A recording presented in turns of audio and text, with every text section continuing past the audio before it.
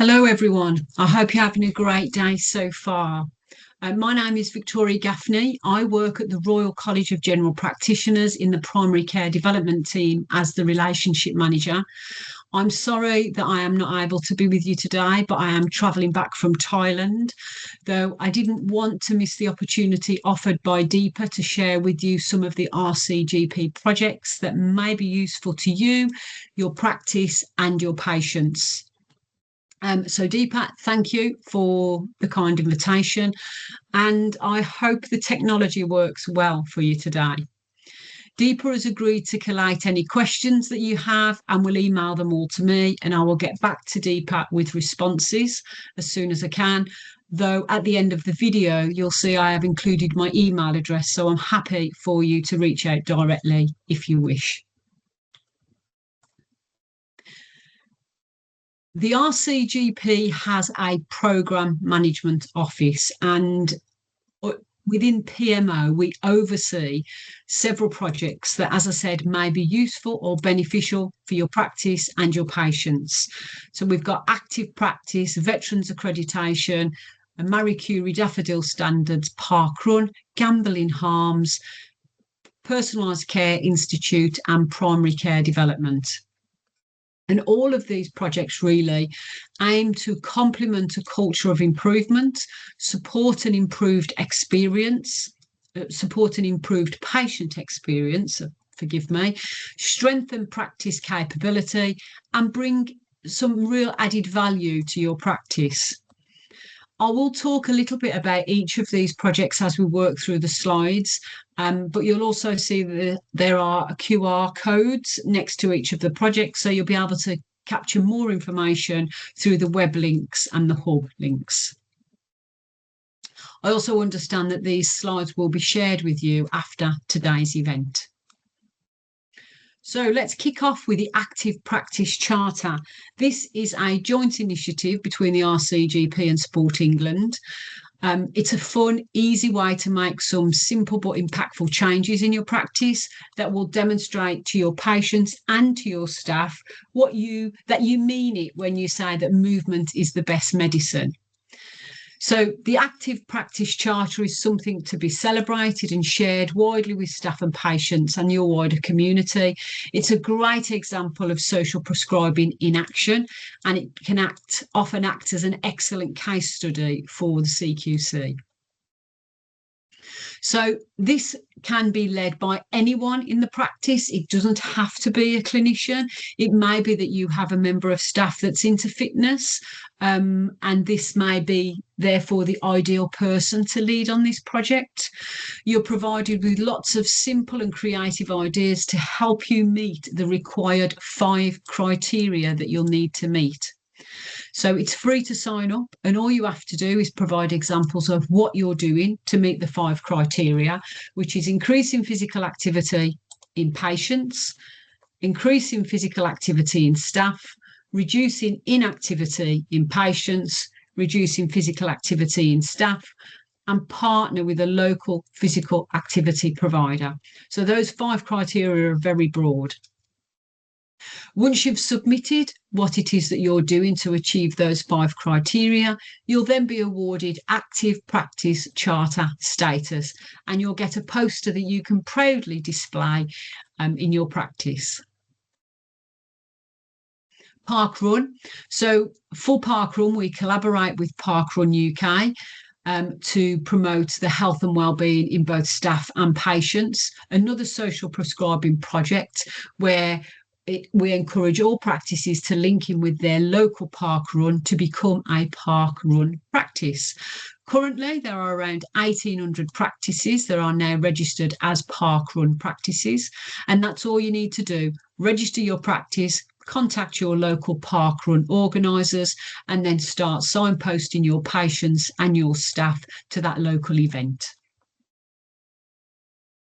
Gambling Harms. It's estimated that in the UK, there's about 1.5 million adults that experience problems with gambling, and those negatively affected by gambling is estimated to be around 3.6 million. So this Gambling Harms project aims to raise awareness amongst healthcare professionals so they can better identify patients who need help and support, and then guide those patients to the correct support and treatment services. To become an accredited Gambling Harms practice, you must have a clinical team leader as the lead, and that person will need to complete the Gambling Harms e-learning course or attend one of the educational webinars. Once completed the learning or attended the webinar, then your Gambling Harms lead will receive a training pack, and that pack includes posters, guidance, a GP consultation tool, a certificate of accreditation, and a digital badge that you can display on your website.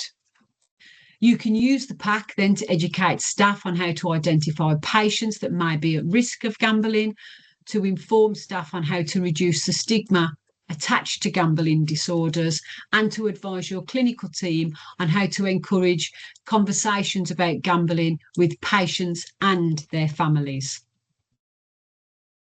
So for the QR codes, you'll get more information on each of these projects.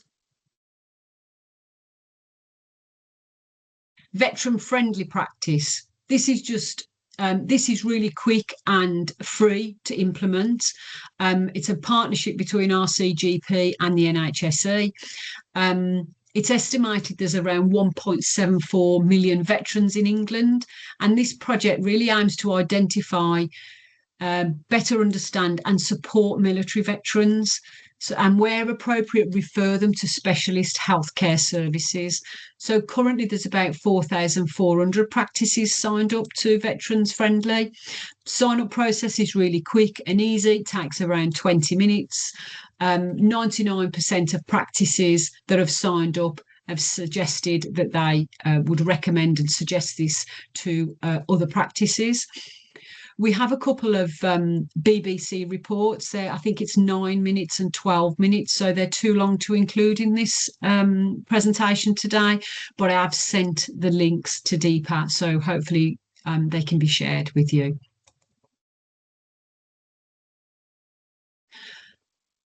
Marie Curie Daffodil Standards. This one is free evidence-based framework designed to support GPs deliver the high quality end-of-life care. Registration for this is quick and easy. It's a framework that helps practices self-assess, reflect and implement simple steps for high quality care for those patients who are nearing the end of their life and those bereaved. So the framework will help the practice identify areas for improvement whilst building on the superb care that you've already been providing. Because you know your patients best, the standards are flexible and practical and help you to create that personalised approach that works for the patient and for your practice. There are 8 core areas that are covered by the framework: professional competence staff, early identification, carer support, well-planned coordinated care, care based on unique needs, quality of care during their last days, care after death, and general practices being hubs of compassionate communities.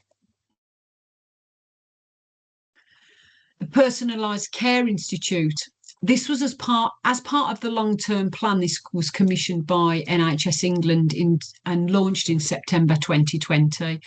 And the aim of this Personalised Care Institute, or PCI, is to provide health and social care staff with free access to 24/7 high-quality, evidence-based personalised care education.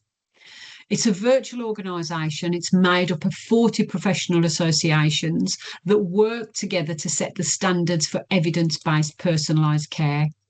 So PCI offers many free e-learning modules, virtual patient avatars, bite-sized learning, podcasts, webinars. It even hosts an annual conference.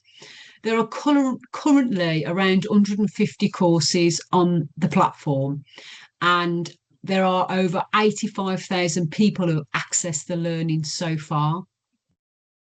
PCI continues to grow with new learning being accredited and adding all the time. As I said, there's lots of free resources. All you need to do is register.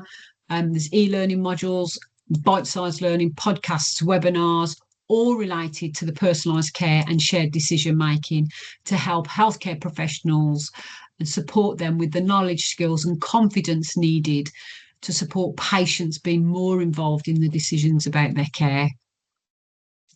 PCI also actually includes a Money Talk toolkit, and this was created to help healthcare professionals identify, understand, support and refer patients with money-related health issues. And this follows research that found healthcare professionals are seeing an increase in health problems caused by money worries, and that those people felt that they were ill-equipped to discuss money matters with patients. And so the Money Talk toolkit was designed with this in mind. Although many of these resources on PCI are free, we do offer a PCI Plus subscription, and that unlocks access to all education. The subscription currently is £30 per person per year, which is going to increase to £60 per person per year in July. If it is that you're interested in PCI subscription for your practice, a group of practices, or across your PCN, then for bulk subscriptions, you will be offered a discount.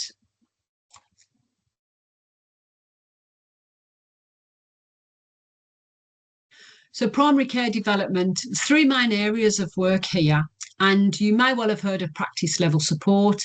Deepa may have already spoken about that. But RCGP is an NHSE approved delivery partner. We've been delivering PLS now for 2 years, and we've delivered PLS to over 255 practices across England to help them move towards the model of modern general practice.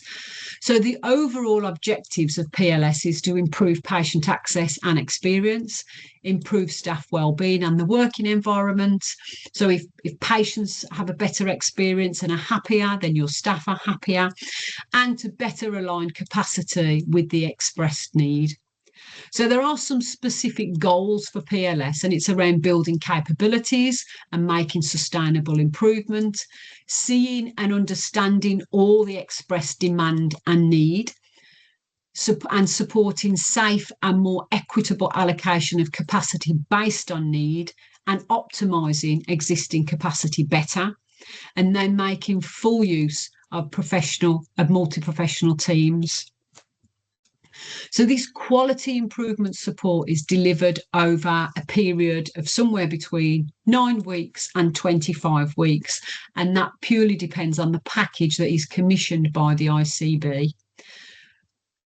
Once a practice has been put forward for PLS, then they are allocated a dedicated facilitator for the duration of their PLS programme, and on-site weekly visits will then take place throughout that duration, and they are weekly to maintain the momentum and continuity and progress of the work. Although PLS is often led by a practice manager, it's essential that we have clinical input, and it's also ideal and adds some real depth and value to include other members of the practice. So practice receptionists and secretaries can add and bring real difference of opinions, perceptions and views. So it adds some real depth to where your practice is beginning from. So when the PLS begins, you go through a diagnostic assessment stage, and you'll go through something called the Assessment Tool for Modern General Practice, or we'll call it the ATM GP. And this helps the practice identify areas of where improvement can be made. Once that diagnostic stage or the ATM GP is complete, then it's onto the implementation stage, is working in those areas that have been identified, embedding new ways of working, streamlining, looking at new standards and processes, and etc. Throughout the PLS journey, in addition to the weekly on-site visits, there are 3 remote group-based learning sessions. This is usually done on Teams, and as a practice, you'll come together with other practices in your cohort and within your ICB. And these remote sessions are about sharing your learning, your experiences, the challenges, the progress made so far.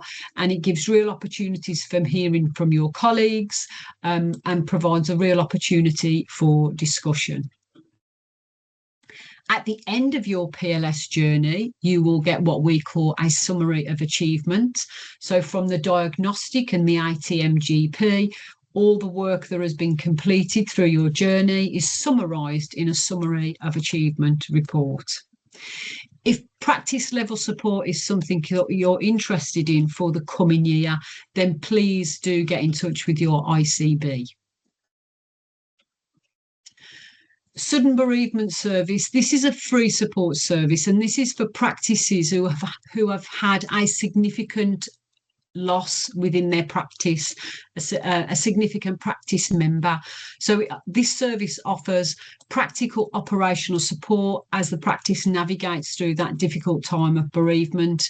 The service helps maintain operations and helps to continue to provide care to patients as you navigate that really tough time. This is a free service. So although we don't want you to get in touch, this is an option should ever you need it. And finally, primary care development. PCD has been delivering support to practices for over a decade now. But just to give you a little bit of background, the RCGP was commissioned in 2014 by the Department of Health and NHSE to provide support to practices that were in special measures following their CQC inspection. The peer support programme helped 138 practices exit special measures between October 2014 and October 2017. It was following that project evaluation that there was a clear need for support for practices beyond the reach of that peer programme. And so the RCGP then developed what was then called the Practice Support Programme, so that we could continue to support practices and provide that bespoke support that practices needed. Practice Support, which changed its name in 2021 to Primary Care Development, has continued to provide support services, and the support offer has grown. So not only do we offer CQC support, but we've also now offer CQC preparation, whether that's remote or face-to-face, CQC preparation webinars, which we've done for ICBs, diagnostic reviews and targeted support. So it's about identifying where your troubled areas are and then support to help you navigate through that. Workforce skills analysis, financial analysis and reviews. We've done premises reviews, leadership and change management, team building and away days, succession planning and succession planning webinars, mediation, conflict resolution, and PCN support to help strengthen that collaboration. So that list is not exhaustive. We have a national team of expert advisors who work in or have very recently worked in general practice. So they know general practice, they understand the challenges that practices face and the opportunity that exists. So if you have an area of work that you feel might benefit from external, impartial and expert support, then please do get in touch. I should tell you that there is for this service, Primary Care Development Services, there is a fee. The cost depends on the needs and the requirements. So if you've got some improvement that you're seeking, get in touch. You'll be provided with a bespoke proposal of the service with clear costings. And I can assure you that we do our very best to keep costs as low as possible. So finally, my contact details. I hope there has been something of interest for you in this presentation today. Enjoy the rest of your day and thank you for listening. Bye-bye.